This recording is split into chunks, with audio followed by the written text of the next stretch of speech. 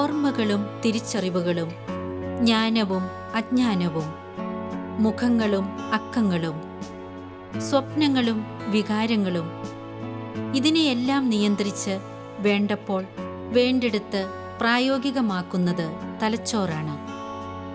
Alzheimer's എന്ന രോഗം തലച്ചോറിൻ്റെ ഓരോ ഭാഗങ്ങളെയും പ്രവർത്തനരഹിതമാക്കി ജീവിതം ബുദ്ധിമുട്ടേറിയതാക്കുന്നു.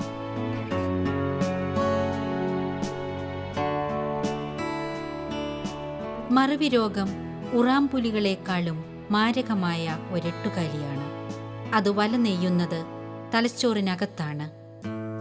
കാരിരുമ്പ് പോലെ കടുത്ത ചിന്തകൾക്ക് കടക്കാനാകാത്ത വല. എൻ്റെ അമ്മ 7 വർഷം മറവി രോഗിയായിരുന്നു. രോഗം അവരുടെ കണ്ണിലൂടെ എത്തി നോക്കി അവർ മുഴുവനും കൊള്ളയടിക്കപ്പെട്ട ഒരലമാര പോലെ. ഓർമ്മകൾ മുഴുവനും ഒഴിഞ്ഞ് നിശബ്ദയായിരുന്നെങ്കിലും അവരുടെ രോഗം സംസാരിച്ചു. ഒരു ബുദ്ധ സന്യാസിയെപ്പോലെ അത് പറഞ്ഞു, ജീവിതം ദുഃഖമാണെന്ന്.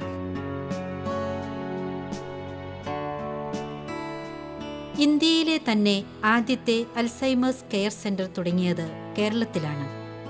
2005 ഓഗസ്റ്റ് 27 അത് സ്ഥാപിതമായത്. ഗുരുവായൂരുള്ള കോട്ടപ്പടിയിലാണ് ഇത് സ്ഥിതി ചെയ്യുന്നത്. പിന്നെ അത് പല സ്ഥലത്തേക്കും വ്യാപിപ്പിക്കുകയാണ് ചെയ്തത്. ഡോക്ടർ ജേക്കബ് റോയിയാണ് ഇതിൻ്റെ സ്ഥാപകൻ. കോട്ടപ്പടിയിലുള്ള ഈ സ്ഥാപനം അവരെ വീണ്ടും ജീവിതത്തിലേക്ക് കൈപിടിച്ചു നടത്തുകയാണ് ഒരു കൂട്ടം സഹപ്രവർത്തകരുടെ സഹായത്തോടെ.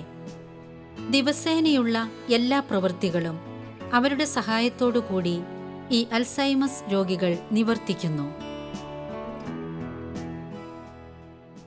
ഒരു ഡോക്ടർ എന്ന നിലയിൽ, പ്രത്യേകിച്ച് കുട്ടികളുടെ ഡോക്ടർ എന്ന നിലയിൽ എൻ്റെ താല്പര്യം വിവിധ തരത്തിലുള്ള വൈകല്യങ്ങളുള്ള കുട്ടികളുടെ പരിചരണത്തിലും അതുപോലെ തന്നെ അവരെ നോർമലൈസ് ചെയ്യാനായിട്ട് വേണ്ടുന്നതായ കാര്യങ്ങളിലൊക്കെ ആയിരുന്നു എൻ്റെ താല്പര്യം തുടക്കത്തിൽ. എൻ്റെ പിതാവിന് അദ്ദേഹത്തിൻ്റെ റിട്ടയർമെൻറ്റിന് ശേഷം അദ്ദേഹത്തിനുണ്ടായ ഓർമ്മക്കുറവ്, അത് പ്രത്യേകിച്ചും 90കളിൽ എന്തുകൊണ്ടാണ് എന്ന് കണ്ടുപിടിക്കാൻ തന്നെ വളരെയധികം സമയമെടുത്ത് വളരെ ബുദ്ധിമുട്ടി അത് ഡിമെൻഷ്യ രോഗമാണ് എന്ന് കണ്ടുപിടിക്കുകയും അതിന് ശേഷം അദ്ദേഹത്തിൻ്റെ പരിചരണത്തിനും അദ്ദേഹത്തിൻ്റെ ചികിത്സയിലുമൊക്കെ വേണ്ടി വന്ന ബുദ്ധിമുട്ടുകൾ, പ്രയാസങ്ങൾ, അത്യധികം വേദനയോടുകൂടി കടന്നുപോയ നാളുകളൊക്കെ എൻ്റെ ജീവിതത്തിൽ ഒത്തിരി മാറ്റങ്ങളുണ്ടാക്കി. ഞാൻ ഒരു ഡോക്ടർ എന്ന നിലയിൽ എൻ്റെ നിസ്സഹായത, പ്രത്യേകിച്ച് അന്നത്തെ കാലത്ത് ഒരു തരത്തിലുള്ള മരുന്നുകളും ഇല്ലാതിരുന്ന കാലത്ത്, എൻ്റെ പിതാവിൻ്റെ ദൈനംദിന ജീവിതത്തിൽ ഓരോ ദിവസവും അദ്ദേഹം നാൾക്ക് നാൾ അദ്ദേഹത്തിൻ്റെ അവസ്ഥ മൂർച്ഛിച്ചു വരുന്നത് ഞാൻ വേദനയോടെ നോക്കി നിൽക്കേണ്ടുന്ന ആ ഒരവസ്ഥ, അതൊക്കെയാണ് വാസ്തവത്തിൽ ഈ മേഖലയിൽ എന്തെങ്കിലും എനിക്ക് ചെയ്യാൻ പറ്റുമോ എന്ന് ഞാൻ തുടക്കകാലങ്ങളിൽ ആലോചിച്ചത്. അതിൻ്റെ ഫലമായിട്ടാണ് വാസ്തവത്തിൽ 1991 ഞാൻ പ്രതിനിധാനം ചെയ്യുന്ന tropical health foundation of India എന്ന സംഘടനയുടെ നേതൃത്വത്തിൽ ഇന്ത്യയിൽ തന്നെ ആദ്യമായിട്ട് ഒരു ദേശീയ ഡിമെൻഷ്യ സെമിനാർ സംഘടിപ്പിക്കുകയും അതിൻ്റെ ഫലമായിട്ട് ഉരുത്തിരിഞ്ഞു വന്ന ഒരു പ്രസ്ഥാനമാണ് Alzheimer's and related disorders society of India 1992 അതൊരു ദേശീയ സംഘടനയായിട്ട് രജിസ്റ്റർ ചെയ്യുകയും അതിനുശേഷം അതിൻ്റെ പ്രവർത്തനം കൊച്ചി ആസ്ഥാനമായിട്ട് തുടങ്ങുകയും ചെയ്തു. 65 വയസ്സ് കഴിഞ്ഞ് ഒരാളെ ബാധിക്കുന്ന അസുഖമാണ് അൽസൈമേഴ്സ്. എല്ലാ 4 സെക്കൻഡിലും ഒരു അൽസൈമേഴ്സ് രോഗി ഈ ഭൂമുഖത്തുണ്ടാകുന്നുണ്ട്. പതുക്കെയാണ് അത് മനുഷ്യന്റെ തലച്ചോറിനെ ബാധിക്കുന്നത്. 2 അസ്വാഭാവിക പ്രോട്ടീൻ കഷ്ണങ്ങൾ പ്ലേഗ്സും ടാങ്കിൾസും തലച്ചോറിൽ ശേഖരിക്കുന്നു. അത് തലച്ചോറിന്റെ കോശങ്ങളെ നശിപ്പിക്കുന്നു. ഓർമ്മകൾ ശേഖരിക്കുന്ന ഹിപ്പോ കാമ്പസിൽ നിന്നും ഇത് തുടങ്ങുന്നു. പ്ലേഗ്സും ടാങ്കിൾസും പതുക്കെ ഹിപ്പോ കാമ്പസ് നശിപ്പിക്കുന്നു. അതുവഴി പുതിയ ഓർമ്മകൾ ഉണ്ടാകുവാൻ തടസ്സമുണ്ടാകുന്നു. പതുക്കെ പ്ലേഗ്സും ടാങ്കിൾസും തലച്ചോറിന്റെ പല ഭാഗത്തേക്കും വ്യാപിക്കുന്നു. അതുവഴി കോശങ്ങൾ നശിച്ചു പോകുന്നു. ഹിപ്പോ കാമ്പസിൽ നിന്നും പ്ലേഗ്സും ടാങ്കിൾസും തലച്ചോറിന്റെ അടുത്ത സ്ഥലത്തേക്ക് പോകുന്നു. അവിടെയാണ് വാക്കുകൾ ശേഖരിച്ചു വച്ചിരിക്കുന്നത്. അവിടെ ക്ഷയം സംഭവിക്കുമ്പോൾ വാക്കുകൾ മറന്നുപോകുന്നു, അല്ലെങ്കിൽ മുറിഞ്ഞു പോകുന്നു. അടുത്തതായി ഇത് തലച്ചോറിന്റെ മുൻഭാഗത്തേക്ക് പ്രവേശിക്കുന്നു. അവിടെയാണ് വലിയ കാര്യങ്ങൾ നടക്കുന്നത്. പതുക്കെ കാര്യങ്ങൾ മനസ്സിലാക്കുവാനും പ്രശ്നങ്ങൾ പരിഹരിക്കാനുമുള്ള കഴിവ് നഷ്ടപ്പെടുന്നു. അടുത്ത ഘട്ടത്തിൽ പ്ലേഗ്സും ടാങ്കിൾസും തലച്ചോറിന്റെ വികാരങ്ങൾ നിയന്ത്രിക്കുന്ന കഴിവിനെയും നഷ്ടപ്പെടുത്തുന്നു. ഓർമ്മകൾ ശേഖരിച്ചു വച്ചിരിക്കുന്നത് തലച്ചോറിന്റെ പുറകുവശത്താണ്. ആ പഴയ ഓർമ്മകളെയും അവ നശിപ്പിക്കുന്നു. ശ്വാസവും ഹൃദയവും നിയന്ത്രിക്കുന്ന തലച്ചോറിന്റെ ഭാഗത്തെ നശിപ്പിച്ച് മരണത്തിലേക്ക് ആ വ്യക്തി പ്രവേശിക്കുന്നു. അൽസൈമേഴ്സ് ബാധിച്ച വ്യക്തിയെ മനസ്സിലാക്കി അറിഞ്ഞ് പരിചരിക്കുക മാത്രമേ പ്രതിവിധിയുള്ളൂ. ഡിമെൻഷ്യ ബാധിച്ചവർ അവർ അനുഭവിക്കുന്ന ബുദ്ധിമുട്ടിനേക്കാൾ കൂടുതൽ അവരെ പരിചരിക്കുന്ന കെയർ ഗീവേഴ്സിൻ്റെ മനോവ്യഥയും മനസ്ഥിതിയും മാനസികമായ സംഘർഷവും എടുത്തു പറയാതിരിക്കാൻ വയ്യ. അവരെ പരിചരിക്കണം. നമ്മൾ വളരെ സഹകരണ മനോഭാവത്തോടും സഹിഷ്ണുതാ മനോഭാവത്തോടും ക്ഷമയോടും കൂടി അവരെ നമ്മൾ പരിചരിക്കണം. അവർ മനഃപൂർവ്വം ചെയ്യുന്നതല്ല ഈ അവസ്ഥ, അല്ലെങ്കിൽ അവർ മനഃപൂർവ്വം ചെയ്യുന്ന കാര്യങ്ങളല്ല അവർ ചെയ്തു കൂട്ടുന്നത് എന്ന് നമ്മൾ ധരിച്ച് അവർക്ക് വേണ്ടുന്ന ഒരു പരിചരണം നമ്മൾ എത്തിച്ചു കൊടുക്കുകയാണ് വേണ്ടത്. അൽസൈമേഴ്സ് രോഗിയെ ഒരു വീട്ടിൽ പരിചരിക്കുക വളരെ ബുദ്ധിമുട്ടാണ്. അതിന് അവരെ സംരക്ഷിക്കുവാൻ പ്രത്യേക കഴിവുകളുള്ളവർ അത്യാവശ്യം. ഈ സ്ഥാപനം നിർവഹിക്കുന്നതും ഇതാണ്. ഓർമ്മകളിലേക്കുള്ള തിരിച്ചുവരവല്ല, കാരുണ്യവും സ്നേഹവും കൈത്താങ്ങുമാണ് വേണ്ടത്. നമ്മുടെ ഓർമ്മകളിലാണ് അവരുടെ ജീവിതം.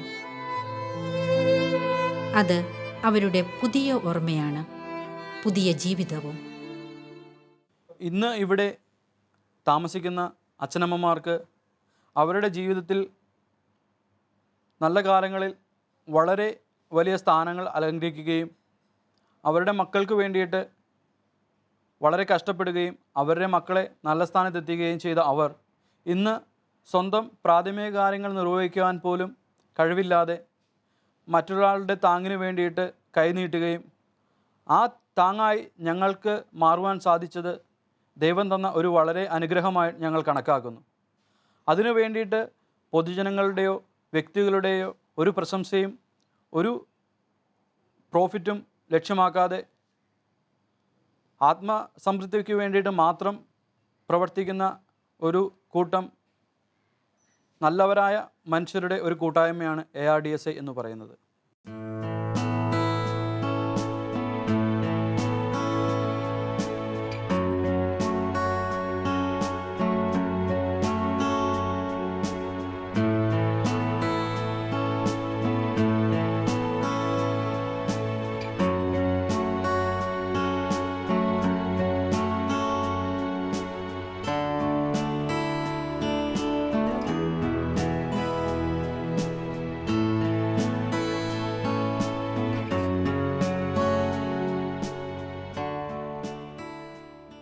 നമ്മൾ പലപ്പോഴും പറഞ്ഞു കേൾക്കാറുള്ള രണ്ട് വാക്കുകളാണ് അൾസൈമേഴ്സ് ഡിസീസ്, അതുപോലെ തന്നെ ഡിമെൻഷ്യ. ഡിമെൻഷ്യ എന്ന് പറയുന്നത് തലച്ചോറിനെ ബാധിക്കുന്ന ഒരു രോഗമാണ്. ഈ രോഗം മൂലം തലച്ചോറിൻ്റെ കോശങ്ങൾ ക്രമേണ നഷ്ടപ്പെടുന്നു. അതോടൊപ്പം തന്നെ തലച്ചോറിൻ്റെ വിവിധ ഭാഗങ്ങൾ കൈകാര്യം ചെയ്യുന്നതായ പ്രവർത്തനത്തിൽ സാരമായി മാറ്റം വരുന്നു. അത് പ്രകടമാക്കുന്നത്, ഏറ്റവും കാര്യമായിട്ട് പ്രകടമാക്കുന്നത് ഓർമ്മക്കുറവാണ്, വർദ്ധിച്ചു വരുന്നതായ ഓർമ്മക്കുറവ്. അതുപോലെ തന്നെ ദൈനംദിന ജീവിതത്തിൽ കാര്യങ്ങൾ കൈകാര്യം ചെയ്യുവാനായിട്ടുള്ള ബുദ്ധിമുട്ട്, ഭാഷ കൈകാര്യം ചെയ്യാനായിട്ടുള്ള ബുദ്ധിമുട്ട്, ചിന്തിച്ച് തീരുമാനങ്ങൾ എടുക്കാനായിട്ടുള്ള ബുദ്ധിമുട്ടുകൾ, ഇതുപോലെയുള്ളതായ പ്രശ്നങ്ങൾ വരുമ്പോൾ ഇത്തരത്തിലുള്ളതായ രോഗി അവർക്ക് സ്വന്തമായി കാര്യങ്ങൾ കൈകാര്യം ചെയ്യാൻ പറ്റാതെ വരുമ്പോൾ മറ്റുള്ളവരെ ആശ്രയിക്കേണ്ട ഒരു അവസ്ഥയിലേക്ക് അവരെത്തിപ്പെടും. ഈ ഡിമെൻഷ്യ എന്ന് പറയുന്നത് ഞാൻ നേരത്തെ പറഞ്ഞതുപോലെ തന്നെ ഒരു പൊതുവായിട്ട് ഉപയോഗിക്കുന്നതായ ഒരു പദമാണ്. പക്ഷേ ഏറ്റവും കൂടുതൽ ഈ രോഗം, ഈ അവസ്ഥ ഉണ്ടാക്കുന്ന രോഗത്തിൻ്റെ പേരാണ് അൾസൈമേഴ്സ് ഡിസീസ്. ജർമ്മൻ ഡോക്ടറായ ഡോക്ടർ അലോയ് അൽസൈമർ കണ്ടുപിടിച്ച ഒരു അഗസ്റ്റ് ഫ്രോയ് എന്ന് പറഞ്ഞ രോഗിയിൽ കണ്ടുപിടിച്ചതായ ഒരു രോഗം, അത് പിൽക്കാലത്ത് അദ്ദേഹത്തിൻ്റെ പേരിൽ ആ രോഗം അറിയപ്പെട്ടു. അത് ആണ് ഏറ്റവും കൂടുതൽ ഡിമെൻഷ്യ ഉണ്ടാക്കുന്നതായ കാരണം. ഏതാണ്ട് 60% ആളുകൾക്ക് അൾസൈമേഴ്സ് രോഗമാണുള്ളത്. മറ്റ് കാരണങ്ങളുണ്ട്. Vascular dementia, Lewy body dementia, mixed dementias. അതുപോലെ തന്നെ ഏതാണ്ട് 10% കാരണങ്ങൾ റിവേഴ്സിബിൾ ഡിമെൻഷ്യ, അല്ലെങ്കിൽ മറ്റ് മാറ്റിയെടുക്കാൻ പറ്റാവുന്ന ഡിമെൻഷ്യ രോഗം. ഉദാഹരണമായിട്ട് തൈറോയ്ഡ് ഗ്രന്ഥിയുടെ പ്രവർത്തനക്കുറവ്, വൈറ്റമിൻ B12 കുറവുണ്ട്, അല്ലെങ്കിൽ തലച്ചോറിലുണ്ടാകുന്ന ട്യൂമറുകൾ. അതൊക്കെ ഈ പറഞ്ഞ പോലെ തന്നെ ഒരു പരിധിവരെ നമുക്ക് ചികിത്സിച്ച് മാറ്റാൻ സാധിക്കാവുന്ന അവസ്ഥകളാണ്. നേരത്തെ ആദ്യം സൂചിപ്പിച്ചതായ അൾസൈമേഴ്സ്, അതുപോലെ തന്നെ മറ്റ് രോഗങ്ങൾ ഒരിക്കലും നമുക്കൊരു മരുന്ന് കൊടുത്തത് പൂർണ്ണാവസ്ഥയിലേക്ക് കൊണ്ടുവരാനായിട്ട് സാധിക്കുകയില്ല, ഇപ്പോൾ ലഭ്യമായ മരുന്നുകൾ കൊണ്ട്.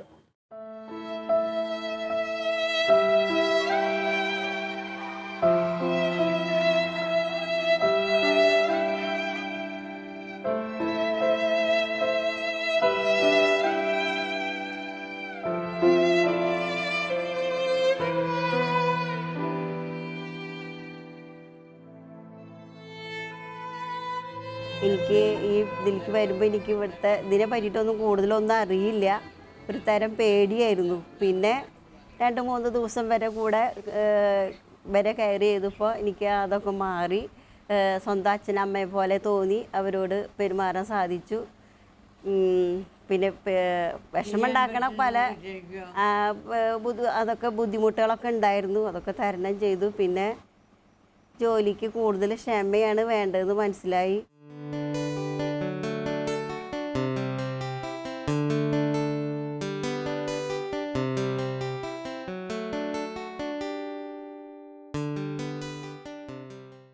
ഒരു നല്ല പരിധി വരെ ഒരു മാറാ രോഗത്തെ പറ്റിയാണ്.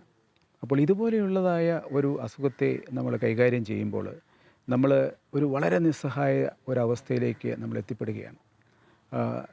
ഒരു ടോട്ടൽ ഹെൽപ്ലെസ്നെസ്. ഇപ്പോൾ ഒരു ഡോക്ടർക്ക് ചെയ്യാൻ പറ്റാവുന്ന, മരുന്നുകൾക്ക് ചെയ്യാൻ പറ്റാവുന്ന കാര്യങ്ങൾക്ക് വളരെയധികം പരിമിതികളുണ്ട് എന്ന് നമ്മൾ മനസ്സിലാക്കുമ്പോൾ നമ്മളൊരു വലിയ ഒരു ഗർത്തത്തിലേക്ക്, ഒരു വലിയ ഒരു വിഷാദത്തിലേക്ക് നമ്മൾ ഇറങ്ങി ചെല്ലുകയാണ്. എത്ര പണമുണ്ടെങ്കിലും, എത്ര അറിവുണ്ടെങ്കിലും നമുക്ക് ചെയ്യാൻ പറ്റാവുന്ന കാര്യങ്ങൾക്ക് പരിമിതിയുണ്ട് എന്ന് മനസ്സിലാക്കുന്നതായ ഒരു വസ്തുത ഈ രോഗത്തിൻ്റെ ഒരു പ്രത്യേകത ആയിട്ട് നമ്മൾ മനസ്സിലാക്കേണ്ടത് ആവശ്യമാണ്. ഇന്ത്യയിൽ ഏതാണ്ട് 44 ലക്ഷത്തോളം ആളുകൾക്ക് ഡിമെൻഷ്യ രോഗമുണ്ട് എന്നാണ് കണക്കുകൾ സൂചിപ്പിക്കുന്നത്. നമ്മുടെ സംസ്ഥാനമായ കേരളത്തിൽ തന്നെ ഏതാണ്ട് 2 ലക്ഷത്തോളം ആളുകൾക്ക് ഡിമെൻഷ്യ രോഗമുണ്ട്.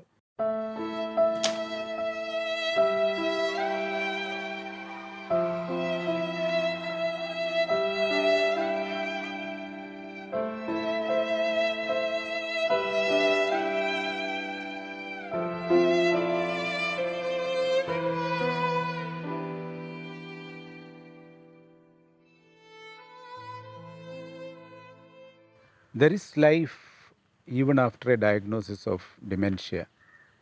അത് നമ്മൾ പ്രത്യേകം മനസ്സിലാക്കേണ്ട ഒരു കാര്യമാണ്.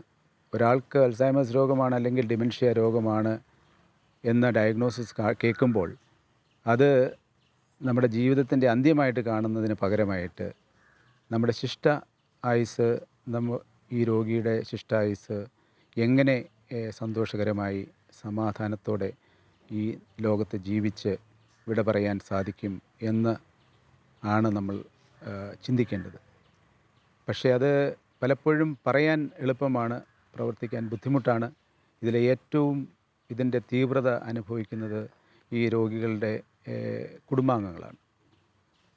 ഒരുപക്ഷേ രോഗത്തിൻ്റെ തുടക്കകാലത്ത് രോഗികൾക്ക് അറിയാം, പലർക്കും അറിയാം തങ്ങൾക്ക് ചില കാര്യങ്ങൾ ഓർക്കാൻ സാധിക്കുന്നില്ല, ഓർമ്മക്കുറവുണ്ട് എന്നുള്ള ആ ഒരു കാര്യം അറിയാമെങ്കിലും കുറേ കഴിയുമ്പോൾ അവരതെല്ലാം മറന്നു പോവുകയാണ്.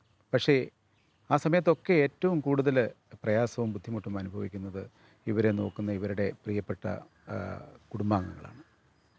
അപ്പോൾ അവരെ സംബന്ധിച്ചിടത്തോളം അവർക്ക് മരുന്നുകളേക്കാൾ അല്ലെങ്കിൽ മരുന്നുകളെപ്പോലെ തന്നെ പ്രാധാന്യം അവരുടെ ജീവിതത്തിൽ സമാധാനം, അവരുടെ ജീവിതത്തിൽ ശാന്തത, ധൈര്യം, അതൊക്കെ കൊടുക്കാനായിട്ട് അവർക്ക് വേണ്ടുന്ന ഒരു വലിയ ഒരു അത്താണി എന്ന് പറയുന്നത് അവരുടെ സ്പിരിച്വാലിറ്റിയാണ്, അവരുടെ ആത്മീയതയാണ്.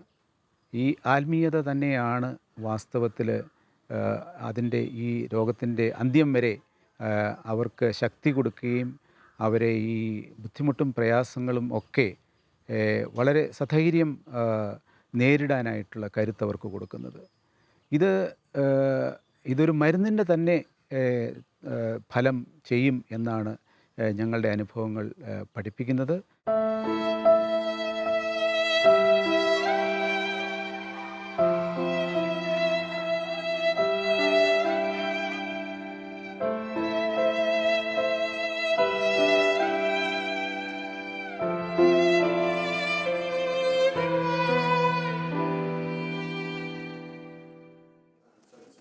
ഇപ്പോൾ ഓരോ രോഗികൾക്കും അവരുടേതായിട്ടുള്ള ഹിസ്റ്ററികൾ ഉണ്ടായിരിക്കാം. പക്ഷേ ഇവരുടെ വീടുകളിനെ സംബന്ധിച്ച് നോക്കുകയാണെങ്കിൽ ഇവരെ ഇങ്ങോട്ട് കൊണ്ടുവരുന്ന യാതൊരു ആഗ്രഹവും അവർക്കില്ല. പക്ഷേ നല്ലൊരു കെയറിന് വേണ്ടി വീട്ടിലായി കഴിഞ്ഞാൽ അവർക്ക് ഇതുപോലൊരു കെയർ കൊടുക്കാൻ സാധിക്കില്ല. നല്ലൊരു പരിചരണത്തിന് വേണ്ടി മാത്രമാണ് ARDSCയുടെ ഹോമുകളിലേക്ക് കൊണ്ടുവരിക.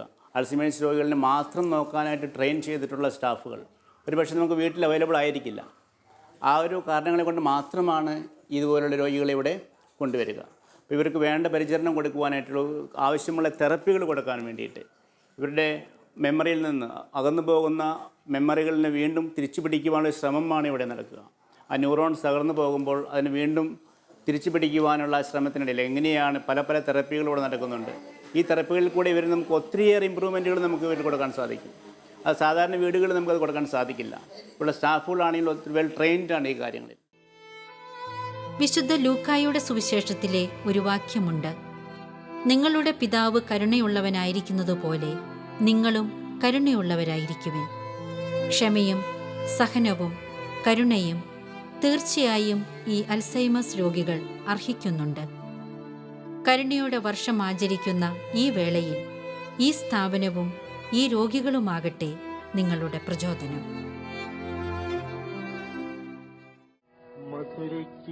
ഞാൻ മറക്കും, പക്ഷെ നിങ്ങൾ മറക്കരുത് മറക്കുന്നവരെ. കൊണ്ടുപോകൂ ഞങ്ങളെ മാഞ്ചുവട്ടിൽ മധുരിക്കും ഓർമ്മകളെ മലർമഞ്ചൽ കൊണ്ടുവരൂ. കൊണ്ടുപോകൂ ഞങ്ങളെ മാഞ്ചുവട്ടിൽ